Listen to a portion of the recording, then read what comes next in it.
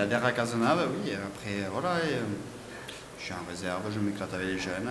Et comme je leur ai dit, il reste un match à Aix et après l'aventure continue. Donc voilà. Bon, qu'est-ce que tu retiens de ta carrière d'abord? De ma carrière, j'ai toujours considéré que moi je suis un privilégié. Moi. Je suis parti à 18 ans de tournoi, j'étais à la maison, en Élite 2. J'ai joué que des bons matchs, pas trop de descente. Donc je suis venu à Bagnères après être champion de France. On m'a offert ici une fin de carrière extraordinaire. Je suis venu à 31 ans, je vais en faire 38. Qu'est-ce que tu veux de mieux? J'ai mes gamins qui me voient tous les dimanches. Et voilà, c'est. Quelque part, t'es obligé de te donner à fond. Et voilà, quoi, c'est comme ça. Et ça va faire un grand trou.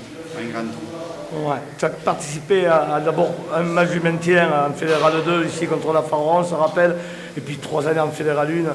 Qu'est-ce que tu retiens de cette progression du Stade Bagnérais? La progression du Stade Bagnérais, quand je suis arrivé à Bagnères, on était 12 à l'entraînement. Il y en a certains ici qui vont se reconnaître et je leur ai dit.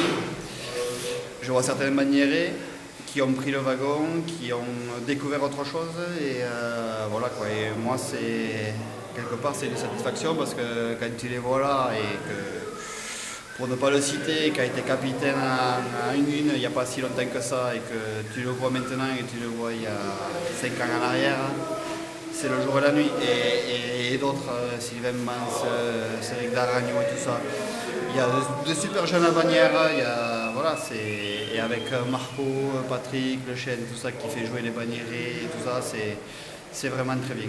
Quoi. Et que ça continue comme ça, les jeunes champions Armand Bigorre, une super école de rugby, et voilà quoi. Tout ce qu'il faut pour pour